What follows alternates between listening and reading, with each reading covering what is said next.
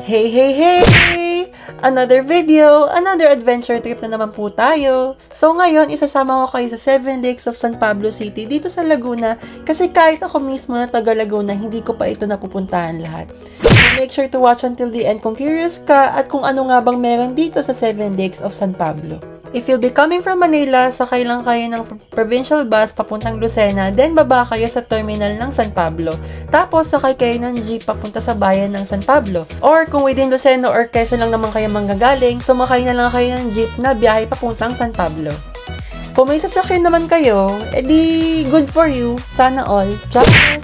Pero ayun, gamit na lang kayo ng Google Maps or ng Waze. At ayun na nga, nasaktuan ko na nga na may Coco Festival dito nung pumunta ako, kaya medyo traffic and madaming tao. Pero yun, hanapin nyo lang tong Jollibee na to at dito kayo sa kanto na to dadaan papunta sa pinakamalapit na lake at yun, dire-diretso lang po dito. And ito na nga po yung Sampaloc Lake na pinakamalapit sa bayan ng San Pablo. So, mas maganda kung ihuli nyo na lang tong lake na to after nyo mapuntahan yung iba pang mga lakes kasi masayang tumambay at kumain dito. And ayun, recommended pala na may sasakyan kayo if ever nang gusto nyo talaga mapuntahan lahat ng lake sa isang araw kasi magkakalayo talaga silang lahat and medyo mahal mag-arkila ng tricycle. Kung mag-arkila kayo ng tricycle, for sure hindi naman kayo maliligaw dahil alam lahat ng mga tricycle drivers kung saan-saan lahat ng lakes dito. Usually, mga around 1,000 pesos ang single, so mas maganda kung meron kayong mga kasama na pwede kayong makashare sa expenses. So, umpisahan na natin dito sa Bunot Lake. Bali, meron lang kayo mga dadaanan ng mga bahay-bahay dito and hindi naman malayo yung mismong lake. So, yun. Ito na yun. Wala naman masyadong ganap talaga. So, mag-picture or mag-video na lang kayo. Next naman ay ang Calibato Lake. Bali, medyo may konting hike lang dito bago makarating sa mismong lake. Siguro mga 15 to 20 minutes na lakad lang to. And ito na yung mismong Calibato Lake. So, mag-picture and mag-video na lang din kayo dito and i-enjoy yung view. Next naman ay itong Palakpakin Lake. Bale, matatanaw lang naman to mula sa isang tulay dito. And, ayun, maganda rin naman siya pang sightseeing lang. So, wala talagang ganap. Susunod naman na pupuntahan natin ay ang Mohicap Lake. So, ito naman, meron itong entrance fee na 50 pesos and mga activities din na pwedeng gawin gaya ng kayaking, pwede rin mag-rent ng balsa, and meron din cave dito dun sa kabilang dulo. Pero hindi ko na na-try lahat yun kasi kailangan i-book siya in advance kapag pupunta dito. So, better if mag-reach out na lang kayo dito sa number na to na naka-flash sa screen and yun.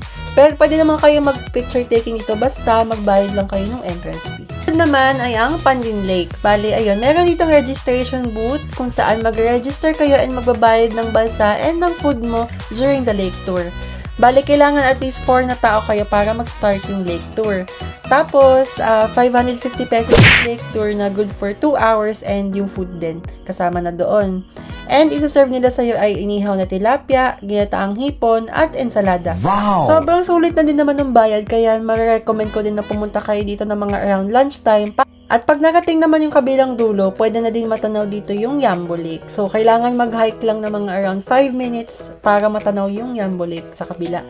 Tapos, for viewing lang din pala tong Yambo Lake kung galing ka sa Pandin Lake. And, yun, kung gusto nyo talaga pumasok sa Yambo Lake, dapat sa Nagcarlan po ang starting point. So, after nyo matanaw yung Yambo Lake, pwede na kayong kumain and i-enjoy nyo lang yung nature vibes. Tapos, ito nga pala yung ginataang hipon, yung inihaw na tilapia, at yung ensalada na sinerve nila. Sobrang panalo talaga yung bayad, sobrang sulit. Ayun, make sure lang din pala na ingatan niyo po yung mga gadgets niyo dahil madami na din talagang nahulog na mga phone at GoPro dito at hindi na nakuha kasi sobrang lalim talaga nitong lake na to. Pwede din pala mag-swimming dito pero nung time na pumunta kasi ako, wala akong napansin na nagsiswimming. Pero sobrang lalim daw talaga nito and ang lamig ng tubig. Last but not the least ay itong Sampaloc Lake which is the largest lake among all 7 lakes sa San Pablo. Para itong isang malaking park na open for everyone and wala naman tong entrance fee. So, pwede kayo magstay ng matagal dito and mag-food trip na din. Bali, pwede rin pala mag-jogging dito, mag-bike, magmuni-muni, makipag-date. At higit sa lahat ay ang magpahangin dahil sa sobrang talaga ng hangin dito, may libreng blower na ang mga buhok nyo. And that's it. Thank you so much for watching. Please like and share this video, subscribe to this channel, and follow me on my other social media accounts for more travel videos. Bye-bye!